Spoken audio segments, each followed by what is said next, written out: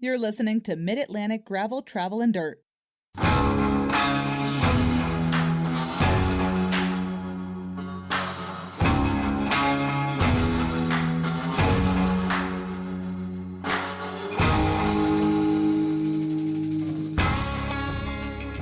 Hi, everybody. I'm Brian. And I'm Joey. Folks, this is episode 272 of Mid-Atlantic Gravel, Travel, and Dirt.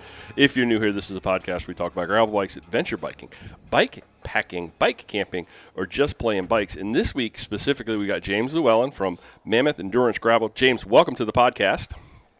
Hey, thanks for having me. We are excited to talk with you about this massive thing that you do that I hear so many people talk about and say, I would like to finish it one day. It's 137. Now, correct me if I'm going to go through some details. Correct me if I got any of these things wrong. 137 miles, and I know we got two loops where you can do a different thing, but the big ticket is 137 miles. It's actually 132. 132. The distances tweak every year, so it makes it really hard for you all. This is the one that scares me. The mileage doesn't really bother me. I think I've got that in the tank. But 13,000 feet of elevation, brother. Wow. Yeah, it's gonna hurt. Yeah. Unfortunately. Yeah. But and then the mental kicker that halfway through this giant endeavor, you come back to all of the comfort and the glory of where you started, and then you have to turn around and go back out again. Crazy stuff. Exactly. All right, well, let's dig into Mammoth Endurance Gravel, Pennsylvania, Grand Canyon. I want to talk to you about the logic behind this two-loop format and why I actually think it might be the hardest mental test if you were to look at the entire East Coast gravel calendar. Joey, what would your response to that be? Do you think of anything on the East Coast that would be more challenging than 132 miles and 13,000 feet of elevation? I have something I would pair with it only because we heard firsthand experience. Okay. Croatan Buck 50, the full bang. The full bang is tough, yeah. Remember that lady she did the full unPAved? Mm-hmm. Oh, look, there you go, Dave. We already mentioned unPAved. She came up to Dave and, she went to Matt. I don't know. She was complaining Sure how story. hard, because it is constant flat pedaling for 150 miles, and you come back. Yeah, and you do that same two-loop You do that loop thing, Yeah. and it destroys you. Yeah. But no, I'd probably say Mammoth, but I would put doing 150 in Croatan as far as mental side up there. Okay. I can see it. I can see it, but It's the coming back that gets you. ain't no 13. Because if you're like all the way out there, you have no choice other than pedaling back. But when all your friends are hanging out, it's hard. it's hard to go back out. You look down and it's like Your car's there. Yeah, there's warmth and all that kind of stuff. Okay, James, for the folks who haven't ridden in Tioga County, let's set the scene. It was a starry What night. was sort of the original spark that made you look at those maps around Wellsboro and think, I need to do a 132-mile hard race here? Well, the original spark was in 2020. I got my first gravel bike. I've ridden bikes my whole life, but I got my first gravel bike in 2020. I was looking at I've always enjoyed doing century rides for many years now. Mm-hmm. And I put it out on a Facebook group. I was like, hey, everyone, if anybody wants to do a century ride with me, like we're meeting here and we're rolling out and we're going to go do 100 miles. So that was the first year. It was myself, Grant Cole. I know Grant. Yep. And two ladies from Wellsboro, Kathy and Lee. And we went out and suffered through. Kathy and Lee had never ridden 100 miles before. So They hit their 100 miles and they were stoked. And it was so fun to see like how excited everyone was about it. And I can't remember which one mentioned to me. They were like, hey, you should like turn this into a thing. Mm. And I didn't have really much of an idea of what went into that. Thankfully, Dave, being Dave, I mean, I met him like through the internet first, and then he was like, yeah, just let's get on a call and like chat, and I can run over some stuff that you need to work on. And just for him to take his time like that right off the bat, like barely even knew me. We all know Dave's awesome. So Dave's a giver. He's a giver. Yeah. He's a sharer. He definitely absolutely. He definitely is there. So the name Mammoth, implies something massive. So was the intention always to create something that bordered kind of like on too hard, or did the course kind of evolve into that? Well, we always have, I mean, just the geography of this location is you're either going up or down. Unless you're on a paved road, those are the only flat things. But the whole point of gravel is to get off the paved road as much as possible. Right. So we can do that. We hit, 80 to 90% gravel every year. But you're going to climb. So it's kind of, you get the reward of being on amazing gravel, but there's a price to pay. And it's just how it shakes down. And then it turned to the point of, people were like, oh, these climbs are killer, but they're also kind of fun. So now I'm to the point of like, how many climbs can you handle? And now I'm throwing in ones like we had a climb last year that I found in March, and I already had the route for last year kind of in my mind set. And I found this climb and I was like, oh, this sucks. And I'm like, this is definitely going on this year's route. And I literally had someone after that was like that climb, and they listed the road. They're like, that was totally unnecessary. And I'm like, yeah, I found that in March and I thought you guys would like it. So now it's a very, very unique format. Well, although, we just described, it's sort of the same format that Buck 50 does, where it's a two loop kind of a system. Let's call it morning and afternoon, but I'm not sure it always shakes out that way. That brings riders. Figure eight. It's a figure eight, yeah. It brings them. I always say that it's a wonky figure eight. That's how I describe it. Was the logistics? Was there a specific logistics strategy sort of behind that? Yeah. Just as far as where I live in Wellsboro here is very remote. So it's hard to support people. That's that's part of the reasons why we only do one aid stop in the morning and one in the afternoon. So you're going to ride like 30-ish miles before you hit an aid stop.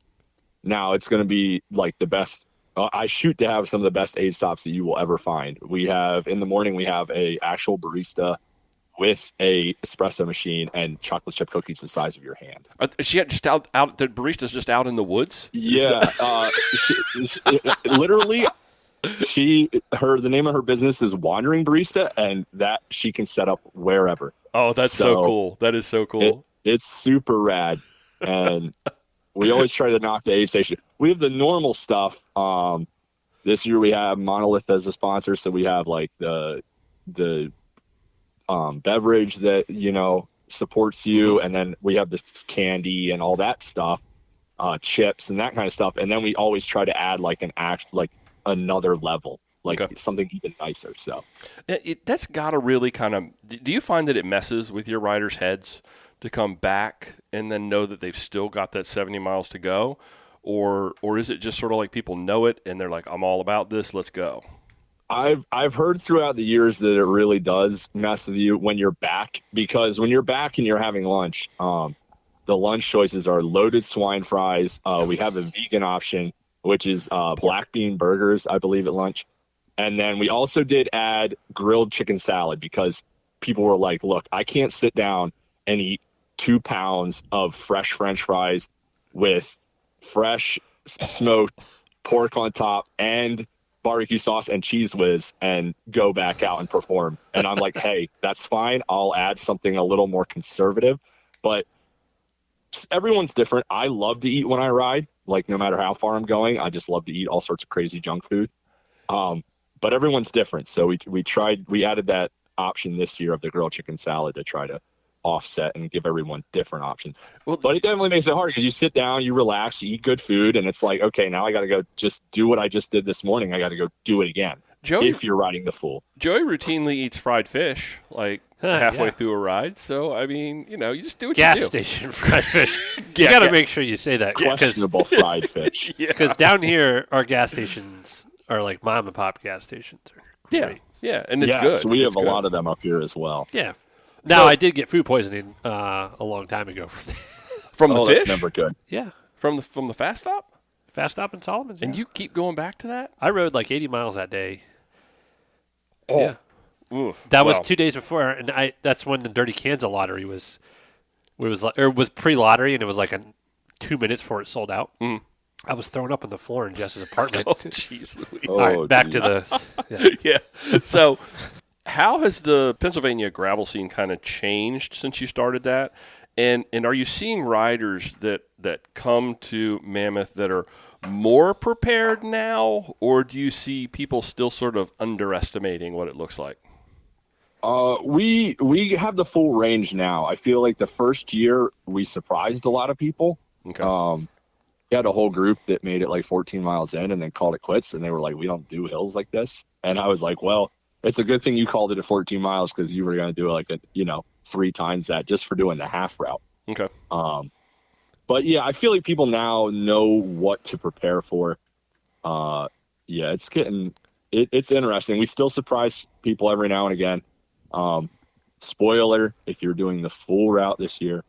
Oh, small aside. So if 132 miles and all that climbing scares you, we do have a 64-mile option with roughly half the climbing. And then we have a 39-mile option, which is new this year, 39 miles. I tried to flatten it out as much as I could.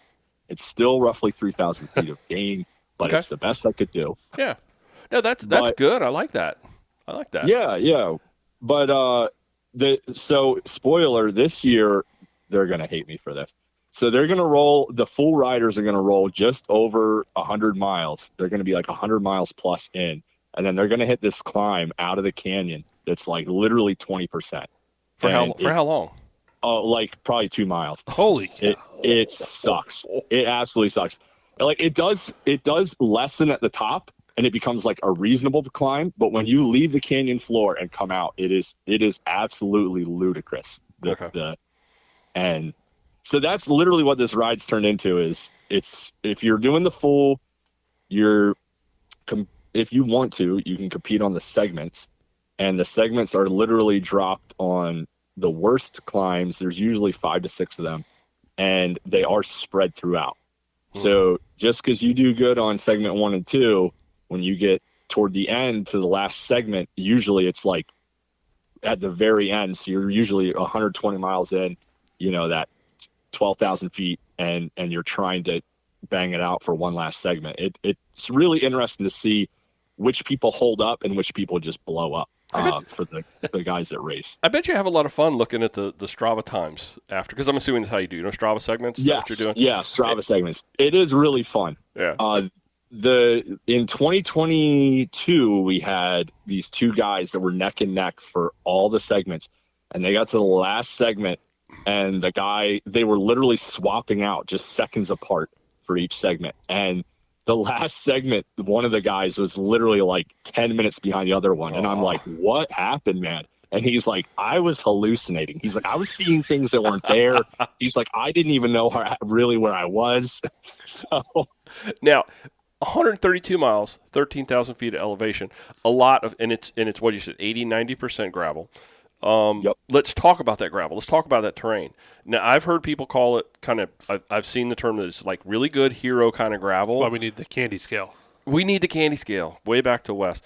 That was mine. But there's also, I know, some really kind of chunky stuff in there too. What's the actual breakdown? I don't want to do a breakdown of what's gravel and what's hardtop, but what's ugly gravel and what's sort of really nice hero gravel. Most of it is hero gravel. You'll hit some spots that are chunkier gravel. This is what I literally, this is a rule I go by. I don't want you to come to my event and wish you had a mountain bike. I'm not trying to do that to people, because I know there have been people in the past that literally people were destroying equipment consistently at their event, and I'm not trying to do that. So yeah, the gravel ranges, like I said, majority of it's really nice gravel. Unfortunately, it is a spring event, so some of it might be freshly graded. But I try my best to not make people wish they had a mountain bike. Well, I mean, and what you just said is freshly graded. Sometimes some may hear that and go, "Oh, well, that means it's going to be smooth and fast," but that actually means soft and deep, right? Oh yeah, yes. Freshly graded means exact opposite of what it sounds like. Yeah. It's not fun. Now, I almost feel kind of silly asking this next question, but I want to ask it. With 13,000 feet of climbing, where does the pain really start? Is there a specific climb on the that first wall loop? at 20% at for Well, 2 that's miles. that's at the end. Oh, I want that's to at the know. end? I want to know where the pain starts. Oh. It might sounds like it might be right out of the Might be chute. right from the start. I don't know what you're talking about. It's the climbs. The climbs kind of start right out of the gate. Unfortunately, it's just how it is up here. You're really not going to get away from it. Yeah. Thankfully, at the end of Loop 1, so if you're a half mammoth rider or if you're a full mammoth rider, you're still going to enjoy this. The last, I'd say 5 to 6 miles of the morning loop are going to be a rail trail.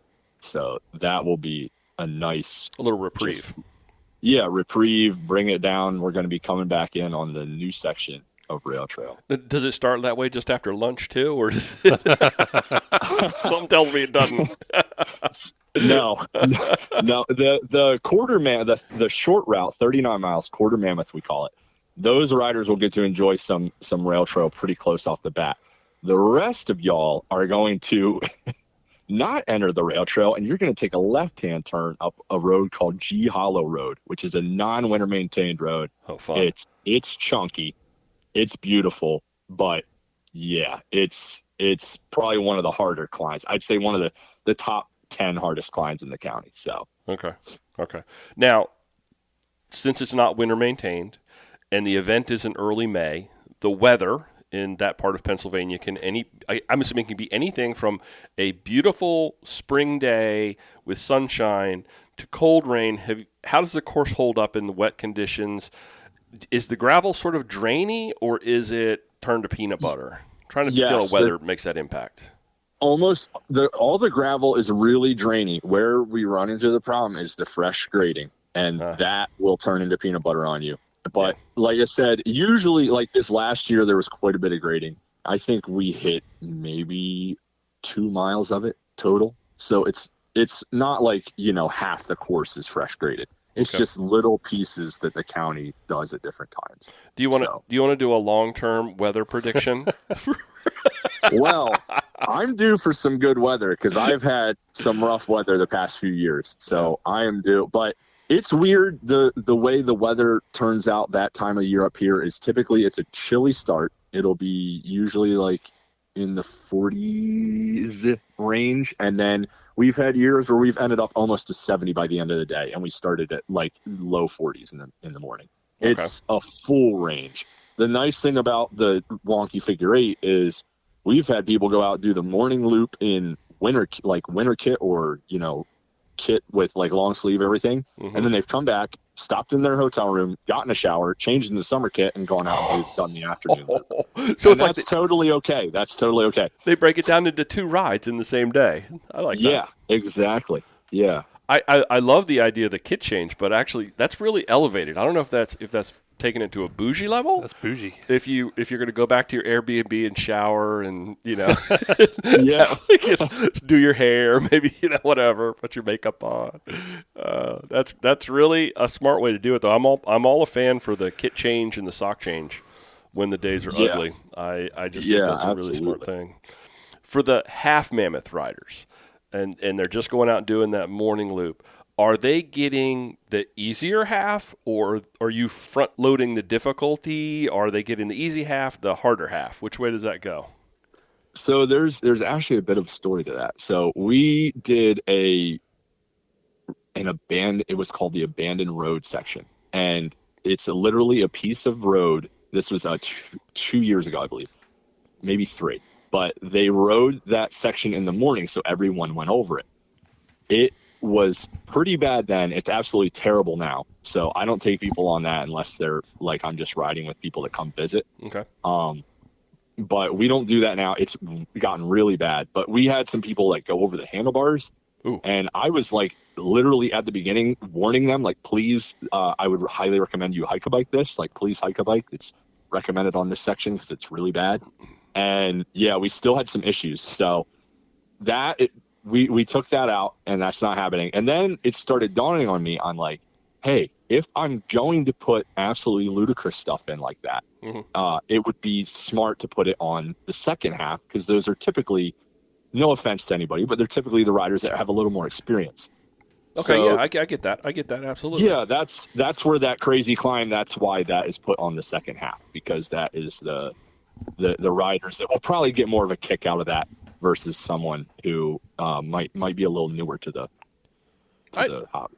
That makes really good sense. So I that question was kind of a curveball. It's like, I don't know that if I'd look at the profile and say one's easier or one's harder, but I hear what you're saying is that you've kind of tried to tone down that front loop to kind of make it a little bit friendlier, so to speak, and then allowing that back loop to kind of test the metal. Yes. Test the mental exactly.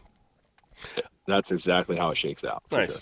So Wellsboro, known as the home of Pennsylvania's Grand Canyon, Little Grand Canyon, and I never understood that until a few years ago. I went up and did Pine Creek. This is going way back, and you climb up that turkey path, whatever that is, and you get up to the top of that, and you go on a little vista, and you look out, and it does look like a little mini Grand Canyon. So do riders get to see that kind of Grand Canyon-esque view during the race, or is their vision too blurred from sweat or deliria? Not that specific views. There's still plenty of other crazy, awesome views to view, but not of the canyon. Okay. We held last year and had a really good show up of people that showed up Friday afternoon. I believe it was, I can't remember the time. It's in the email, but we will email everyone and let you know. But we held a ride last year that was just like a shakedown ride. It did end up being, I think, 20 miles, but it's a pretty chill 20 miles. Like a lot of it ends up being paved, and there's not ludicrous climbs. Okay.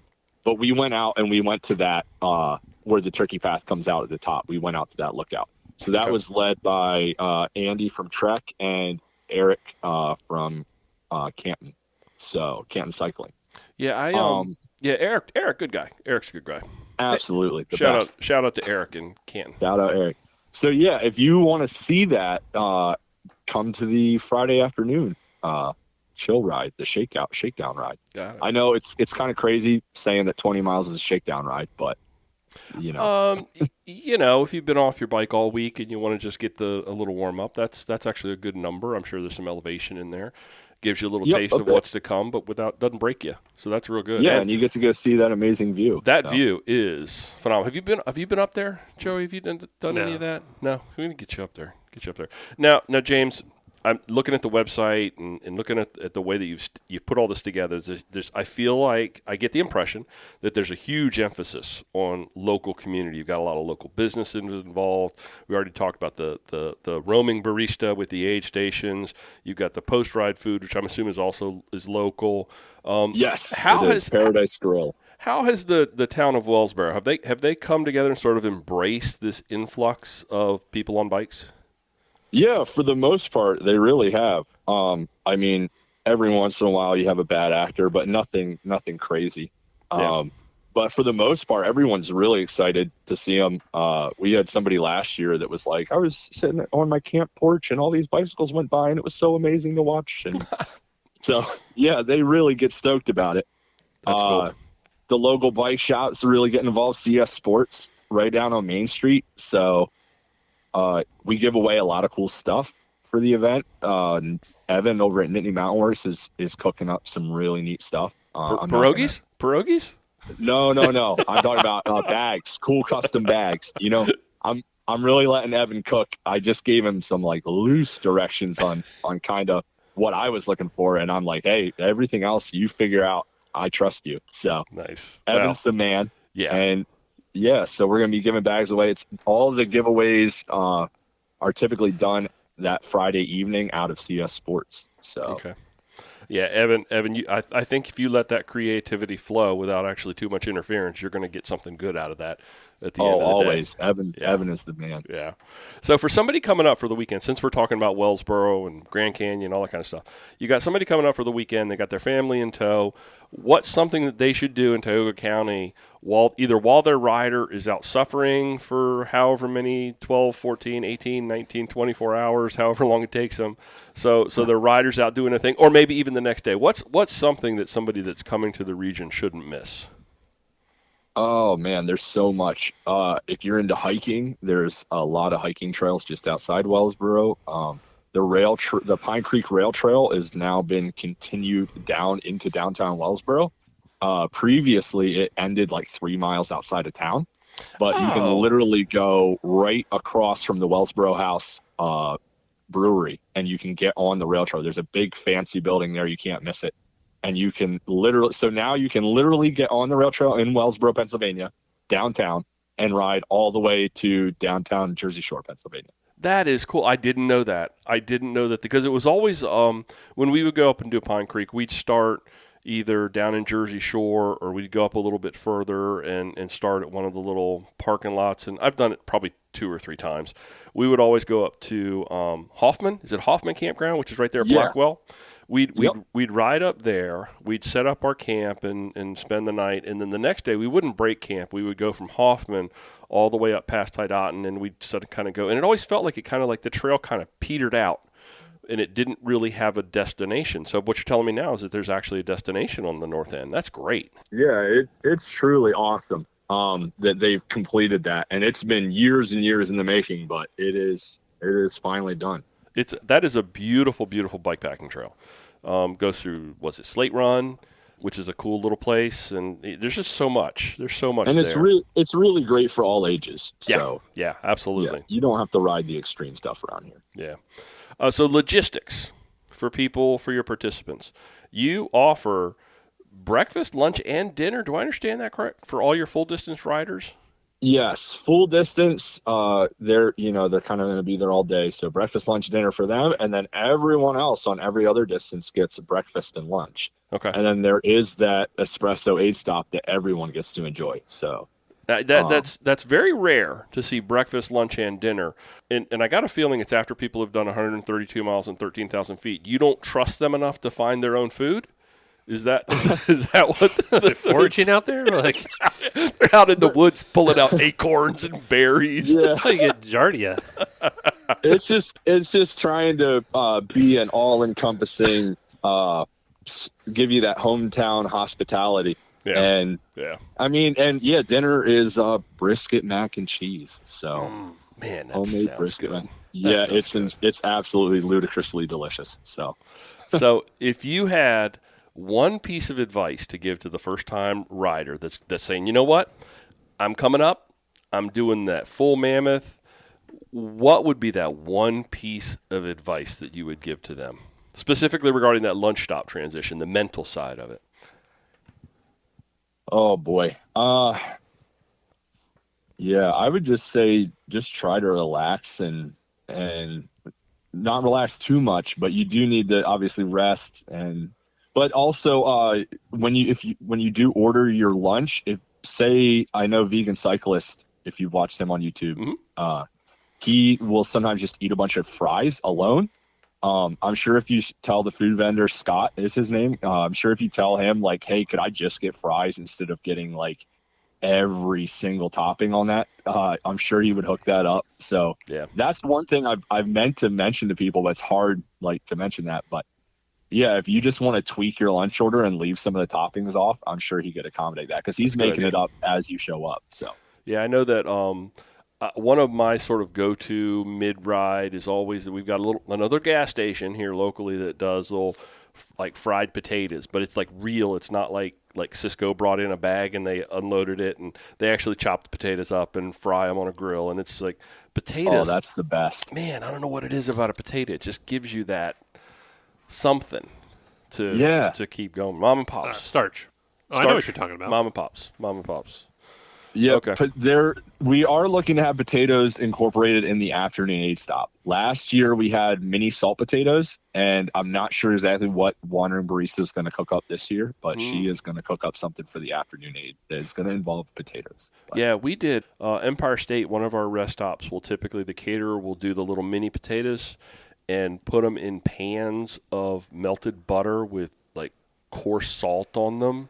That is literally... That is lubricant to go right through you. I don't know why they do that on bikes. Instead of butter, we used olive oil so we could accommodate the vegans and stuff. So it worked out really nice. And I felt like it didn't quite sit as heavy as having that dairy in the butter, you know? Yeah. Okay, so this is side of an I don't even like asking this question, but I want to ask this question, and not because, well, I'll just ask, what's the DNF rate typically look like? And I want to caveat that really quickly. If you start this and do any piece of it, I think you are a badass. So, but you hit the nail right on the head. That's so true. I want to try to get the gauge of, and a part of it too allows people to say, you know what, this isn't for me this year to go all that way. What's that look like? Do people kind of like, is there a big drop rate like halfway through?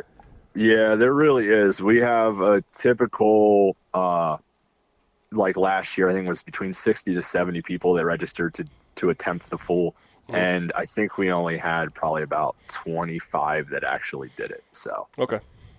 Yeah. Well, it's a tough one. You know, and I almost didn't want to ask that question, but because, like I said, DNF, that's, you know, it is what it is. And you're smart if you go out and you just ride your ride and do your thing. And I think it's great to have big goals, but it's also really healthy to understand that today's not my day, and I'm not going to do that today. And yeah, exactly. I mean, I don't want to come off as the, pointing at people that DNF'd and said, you didn't finish, so don't talk. Oh, yeah, no. And since we don't do timing, we don't even publish that. So yeah, that's just come out and ride bike and enjoy. I will say that the gent that has won, he's won the last 2 years in a row, and this will be his third year. I'm pretty sure he's coming back. But yeah, I really would like it if somebody would come and knock him off his pedestal, because they're not even from Pennsylvania. They come all the way from, I believe, Massachusetts, and their team alone has won the past 3 years. But yeah, his name's Turner. He's like 6'6". You can't miss him. But somebody, please. He's got that advantage then. He's already, he doesn't have to climb as much. No, he's a masshole, yeah. If you're really that tall. He's an absolute beast. The segment times he puts down is insane. So, what are your numbers? What do your rider numbers look like? What's your target? We have a pretty hard cutoff at 200, just because we don't want to overload the roads. In the future, once I see how 200 looks on the road, I might up it, but I don't want to, I don't want to get too crazy, so you can sometimes over congesting the roads. You can be, depending on the size of the road, until you see the riders on it, you don't know how that looks. So yeah, we keep it pretty conservative. We're sitting at right around 70 people right now. So this, I believe, is the fastest it's gone so far. So I know everyone says it, but don't delay, because it seems to be that this is even the slow time. You get 1-2 months out, and it really goes fast. So what are the date? It's May. What's the dates? What's the timing look like? May 2nd. So that's a Saturday, and we roll out at 7 a.m. And that's just because of that extreme length of the course and all the climbing. So. What are the sort of the travel logistics look like for folks? Is there camping? Are there plentiful hotels, Airbnbs? There is amazing camping at Hills Creek State Park. That's probably about a 15-minute drive from Wellsboro. And when I say 15 minutes, zero traffic, 15 minutes. So, really easy. And then there's Airbnbs all around. There's a local Mountain Valley Vacation Rentals. They're a really good one to look at. They have a lot of properties that they manage, and they're right downtown Wellsboro. Sounds like it's one you're going to want to plan early.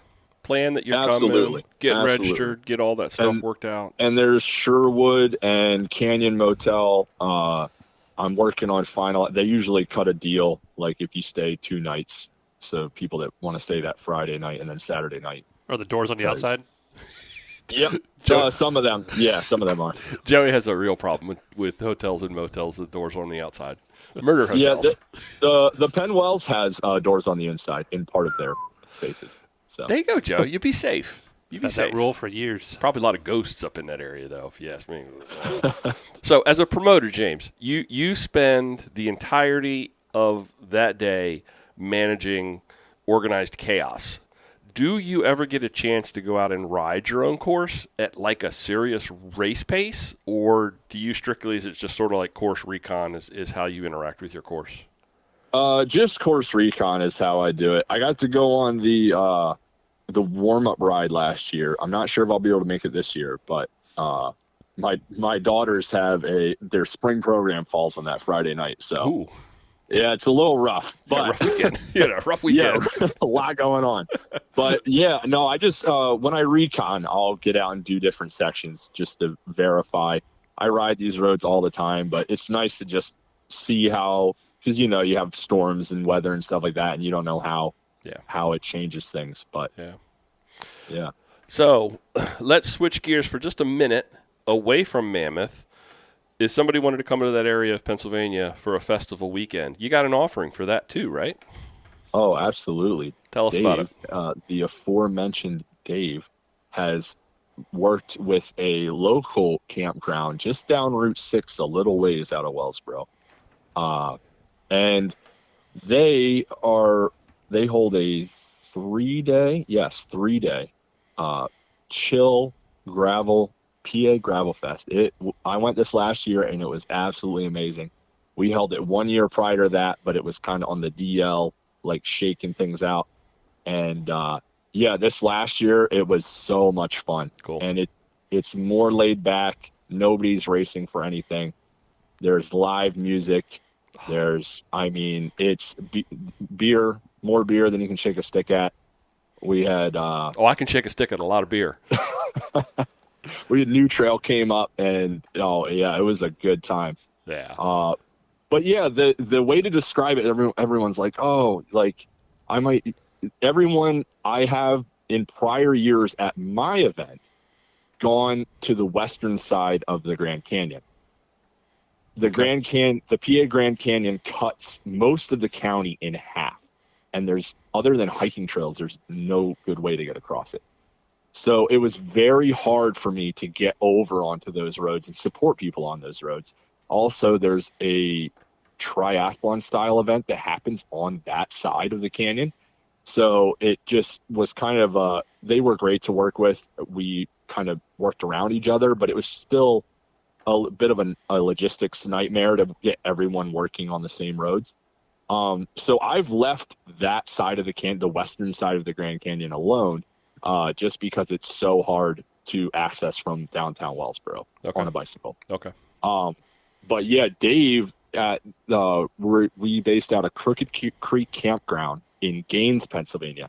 And that is right in the thick of those amazing roads. I mean, the roads over here are amazing. The roads over there, it's like on a whole nother level. Like if you think the roads at Mammoth are great, wait till you see that western side.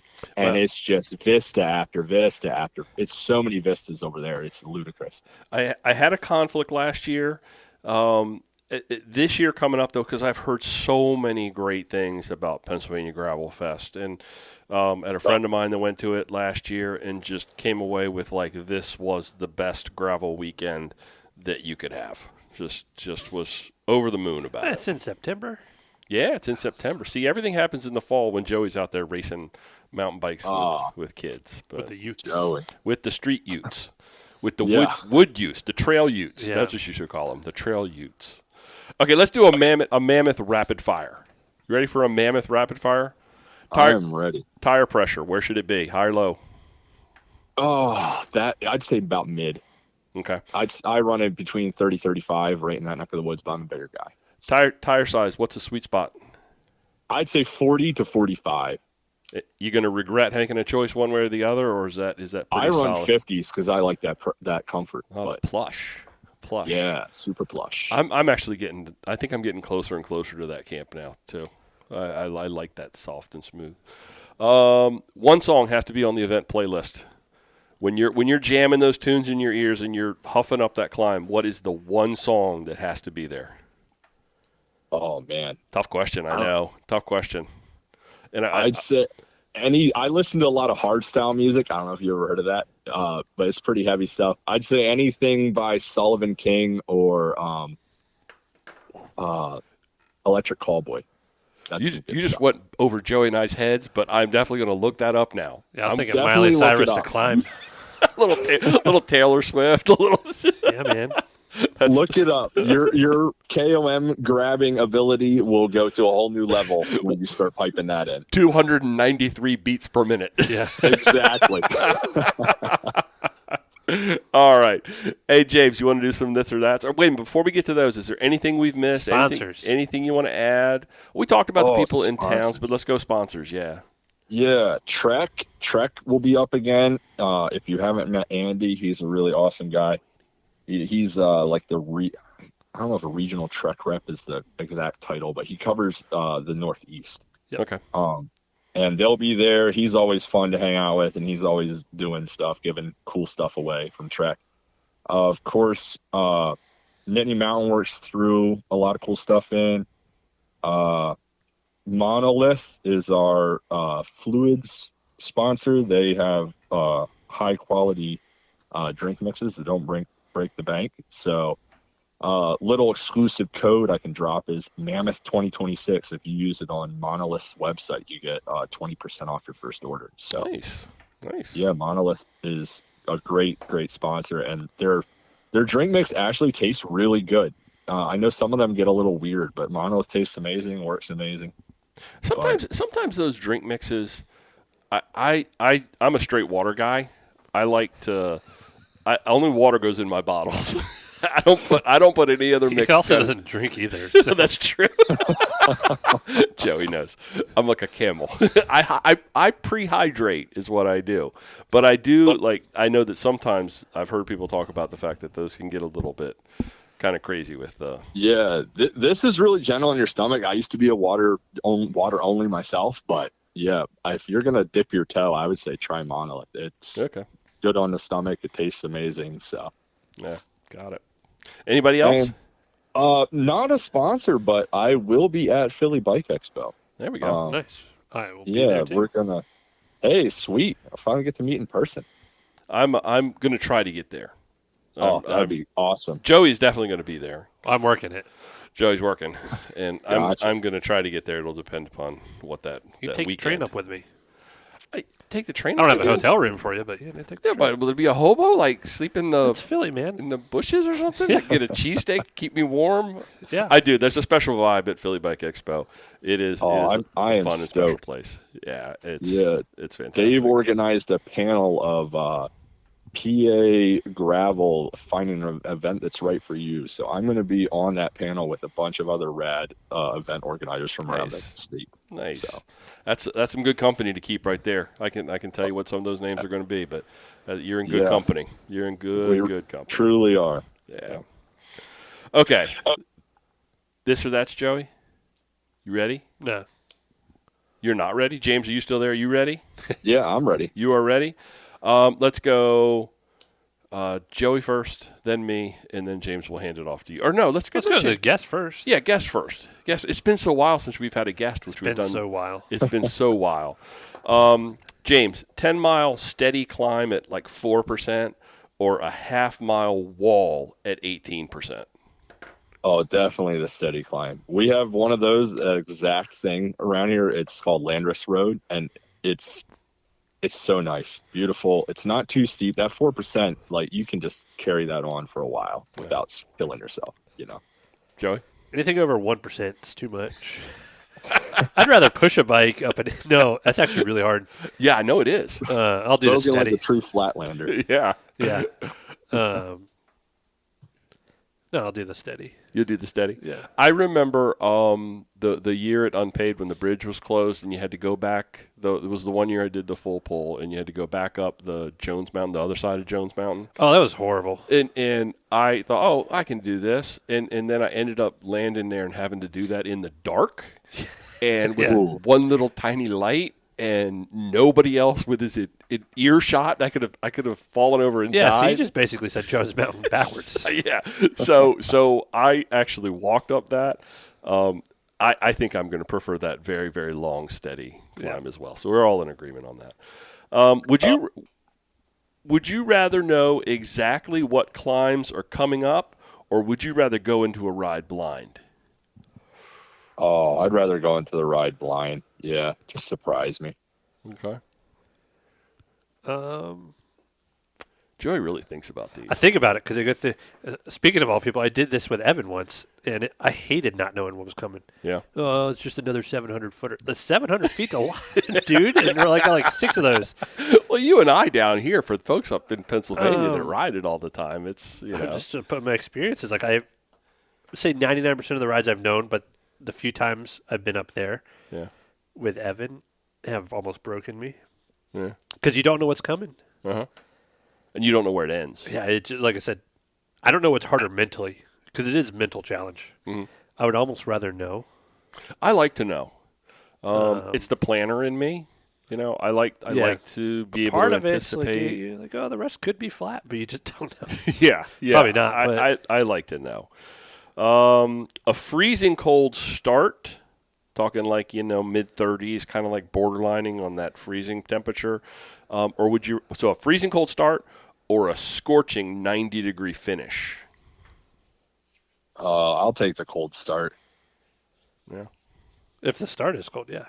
Yeah, Go do I like unPAved in cold. the fall. Yeah, I think because it's always going to warm up, unless it rains all day. Hopefully. Unless it rains. Unless it rains and snows I mean, that all could day. be May up at Mammoth. Yeah, You could get either. Yeah, well, you could get both. Yeah. You could actually get Never know both. Yeah. In the same Absolutely. day. I don't think you'll get a 90-degree finish, but it definitely could No. warm up. Would you rather be underbiked, meaning fast on flats but sketchy on descents, or would you rather be overbiked, slower on the flats but absolutely bulletproof on descents? Oh, overbiked. I love full sending descents, so I like having some, like I said, the 50s under me. Joey? Yeah, probably the same way. We all agreed with that, didn't we? Everything across the board. I would definitely rather be overbiked. And I remember, I can't remember what ride it was, but Some really, underbiking's fun. well, you feel more adventurous when you're underbiked. I took think you on like a half a mile of single track last week, and I'm surprised you survived. Yeah, but that was. You were underbiked. It was I great. don't think so. Yeah. I mean, I was on my gravel bike. I had 42s that measure out to like 45. I never. Oh, it was felt- very tame, but I know you would single track. Well, yeah, I don't mind single track. It's the hands that don't particularly like it. But I definitely also, I think we agreed on everything across the board. 10% or 10-mile steady climbs. No, James, you wanted to go blind with you, and Joey and I both wanted to know what was Yeah, I coming kinda up. wanna know. Oh, yeah. So we I went. don't like overthinking. I just want to be surprised. We went on opposite directions. Now, you've got a coupon code that you want to share with listeners. That's right? Yeah, absolutely. Listener only coupon code. It is MAGTD. That will score you 10% off any registration. Nice. And you're on Bike Reg? Yes, we are. In all those places. I've got the links for that. I'll put that in the show notes. And I'd love to have a list. James, if you think about it, send me a list of your sponsors and links to their websites or anybody else that's really involved with what you got going on. I'd love to give them some shout-outs in the show notes and give some links in there so that people can go find those places and and check that out. Anything else before we shut this down, James? Oh, no, I think we covered pretty much all of it. Great. It's been a fun Go ahead. Yeah, I was going to say we have a pretty long notes section, so read through that and you can get even more info. Oh, people read race notes? Brian reads nothing. I just write show notes, and then Joey looks at them later and goes, he looks at the show notes after the episode and goes, you wrote a lot of show notes for this week. As someone, I remember that. I heard that. Yeah, as someone who puts on bike races nowadays, the amount of people, even in my program, that don't read, this year I'm starting to put Easter eggs in my emails and notes and stuff. We're like, there's prizes. Ooh, that's a great idea. Yeah, to get That people to is read. a good idea. Yeah, something little. We got sponsors. I'm going to get a sponsor to ante up a thing here and there, but then I know people are going to read. Yeah, that's actually a great idea. Yeah. And you can't tell them that the Easter eggs are in the race No, notes. it's just going to be. You have to know it, and then that word will spread. Exactly. You know, I got myself a brand new $9,000 mountain bike. Well, not that. I mean, Why not? Like, Come some on. chamois cream. I don't know. Some chamois cream. No, that's actually really A new good. saddle. I don't know. That's actually really good. That's a brilliant idea. Brilliant idea. Okay, we're ready to shut this thing down. Thanks, everybody, for listening to this episode of Mid-Atlantic Gravel, Travel, and Dirt. I want to thank you, James, for joining us. How can folks get in touch with you, James, if they're looking to do that real quick? Oh, Instagram is probably the best way, but shoot us an email. That's Okay. all linked on there as well. Got it. Joey, how can folks get in touch with us? Start writing us letters. I told you that because I'm off the socials. Yeah, Joe, everybody you know, Joey's you've been off the socials now for what, like 6 weeks, 8 weeks, 2 months, something like that? I did check our work Facebook today. Yeah, you got to I check. check every so often because we get some random whack jobs on there. But You check your Nika stuff, so, I mean, that's work. I'm telling you, everything old is coming back. Yeah. Writing letters is. You need to give up the cell phone, the smartphone. You need to go back to a flip phone. That's my job. But our website's Mid-Atlantic, or is that graveltraveldirt.com. Our Instagram is at MidAtlanticGTD. Brian will monitor that. If you do want to write us a letter, I'll give you my email. Or our, not a letter, I'll give you my home address. Yeah. The address is on the website if you'd like to write a letter or send a card. Is it really? I think so. I don't know. I put yours on there, Probably. so people will show up at your window. And I'm calling it now. A call lot of the old is back. Okay. People. Yeah. Well, I think we could all There's this, and its studies are showing, not to get sidetracked, but in the last couple of years, people getting handwritten letters and thank you notes, like make a Meaningful. huge impact. Yeah, people It's save meaningful. them. Yeah. It's huge. So Yeah. I bought some fireplace tools, and then the guy sent me a nice little note. yeah. And he wrote me a note, and that was nice. I opened it up, I read it, and I threw it in the trash. But it was nice. It felt personal, is what it. And I think that's what you're after, Yep. what you're talking about. She threw it right out. No, I didn't actually. Believe it or not, Yeah, I actually right. held on to it for a couple of days, and then I And threw then it threw out. it. Jesus. And then I threw it out. What am I going to do? Hold on to a little note from a guy that makes I got fireplace some on the wall tools? upstairs in my Okay. office. That's all you. That's how you do you. Oh boy, we get sidetracked pretty easily Oh, yeah. these days. Oh, I forgot one last little thing. Yeah. We do have an official jersey available this year, so you can score that right on the reg page, and that will be available to the end of February. Is it the same like button-up kind of coolie thing that you've done in the past? No, this one's an actual jersey. So Okay. this one, we tried to split the hair